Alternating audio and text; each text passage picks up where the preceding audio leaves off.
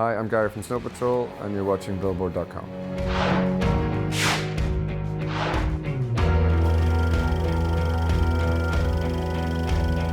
When you took the call, how could you know that he'd slipped away last night? We took 6 months to make this record. It's the longest by far record we've ever made, but the time was part of the reason why this record is so much better and so much more cohesive and so much more creative, because we just allowed ourselves to go at our own pace. Being in the California sunshine was amazing, and I wanted everyone else to experience it. Nathan was already out there, but the other guys in the band I figured could do with some sunshine, so we made the record in California, Fallen Empires. We hired this house outside of Malibu overlooking the Pacific Ocean. So we set up all our gear there with the windows all around, beautiful staring out at the ocean. We had fresh air and sunlight and dolphins playing in front of us, which is unusual to make a record like that. And I think it had a dramatic effect on what we made, you know, the kind of expansiveness of the record, the renewed imagination that we had going into our own music, you know, trying to change it up a little bit.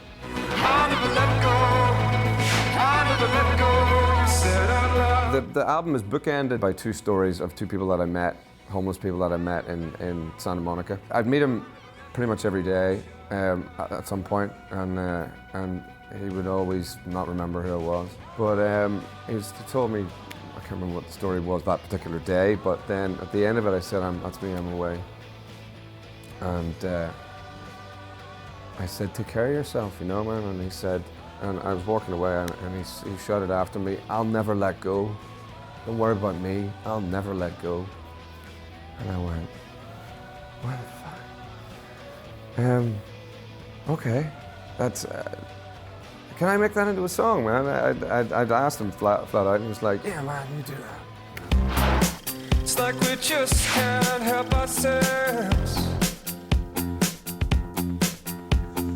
Cold in the Dark was this one string acoustic thing that you can hear at the start of the song. And then it's sort of, on the album version, obviously, the single version, it pounds in with an amazing bass and kind of squelchy keyboard. So that started as kind of a little, almost like sort of folk implosion-y. As far as electronically, we wanted to push this record a little bit more towards that. Because I mean, we've always had electronic kind of influences. I DJ'd for years, dancing my ass off in clubs for years, and really enjoy it.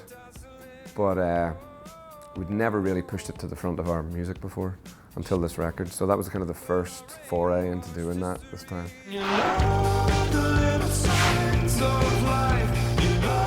The Weight of Love was meant to kind of sound like AC/DC in a way, you know, and that's the sort of riff at the start. We kind of like, it was very AC/DC, but it ended up sounding way more kind of Motown or soulful than that.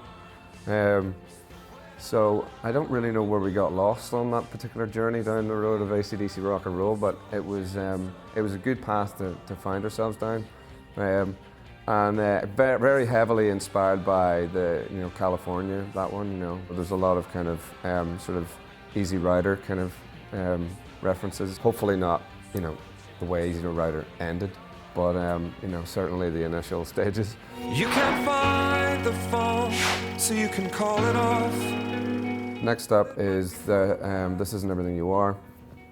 It is a song in 3 parts. There's 3 different stories, all 3 different people in my life that were going through something pretty awful at the time.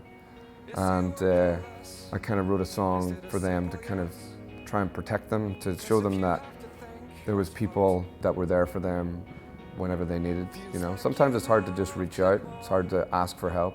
It's a recurring theme on the record as well, you know. Just being brave enough to say, look, I'm in trouble, can you please help me out? Because a lot of people don't like to bother anyone almost, you know. It's like they want to be the crutch. I'm blessed with awesome friends that want to hold me up, but I wanted them to know, I guess, that I was there for them too. You would call the garden rules out like The Garden Rules. My favorite song on the record, It's a song about first love, and it's a song about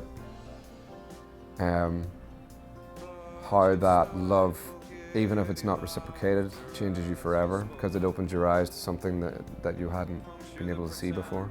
As a piece of music, I think it's the most beautiful, it's us at our most beautiful by quite some distance. And it's just an incredible arrangement. And also Lizzie is on that. Lizzie features heavily on this album. She's on 5 tracks. And she does a breathtaking performance on this song.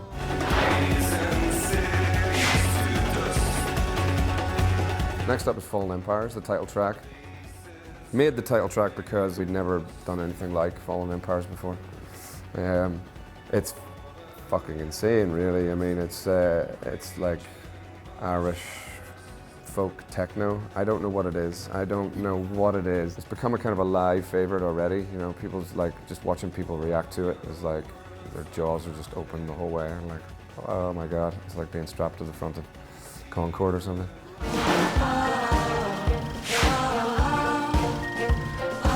Berlin, which is a little interlude. We actually did record half of 100 Million Suns in Berlin, so we were there for a month. And I wrote a sketch of what Berlin sort of would become, and it didn't have a name, so and because it was instrumental, we just figured we'd call it after where it was conceived, just like David Beckham does with his kids. It's almost like a palate cleanser after Fallen Empires, you know, because it is so intense. Then Berlin kind of is this kind of uplifting moment. This is all I ever wanted from life. Another great moment, I think, in terms of lyrics, even if I do say so myself, but it's kind of boils down what is important in my life. And I think it's relatable in that, you know, the essence of what truly is important. And family and friends and football for me, and music and love. It's sort of trying to remove yourself from what doesn't matter. Come here. New York is started out as just a piano and the vocal. Myself and Johnny McDade, our new piano player, wrote it together.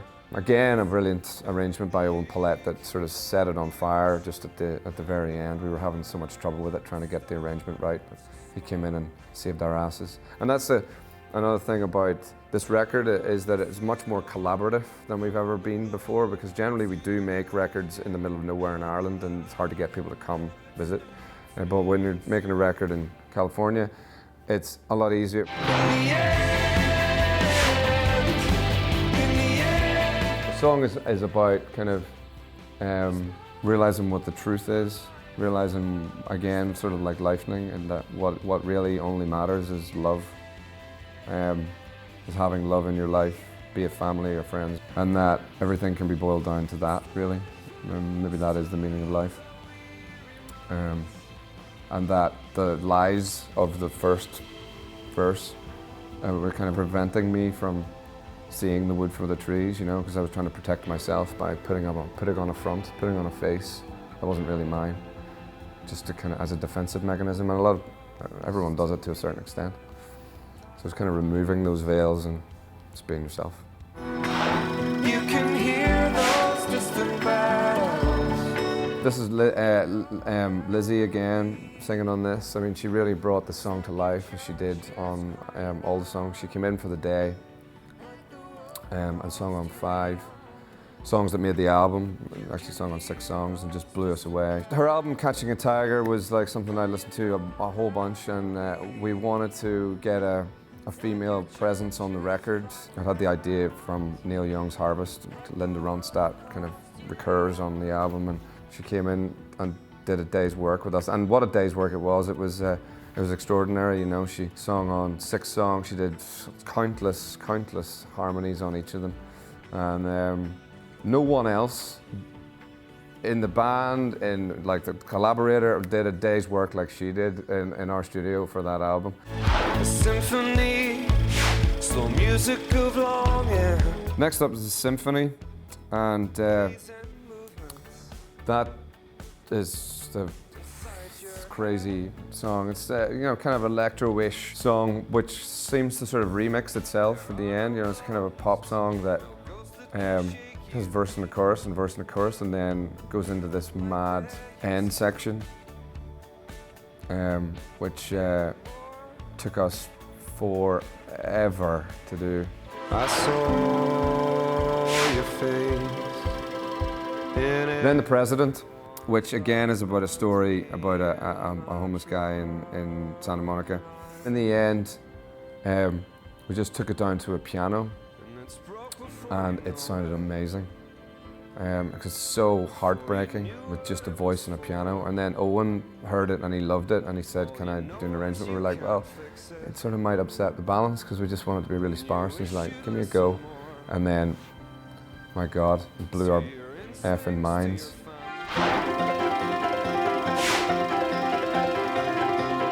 Finally, Broken Bottles Form a Star, which is a prelude, as it says on the album, but it's going to be the first song on the next album. We recorded 2 when we were there, so there's another 10 songs that we recorded at Eagle's Watch. It's like a companion piece to Fallen Empires. You know, be able to draw a line onto that session, because there's lots of really great stuff in that, in those songs that it would be a shame if we just moved on from.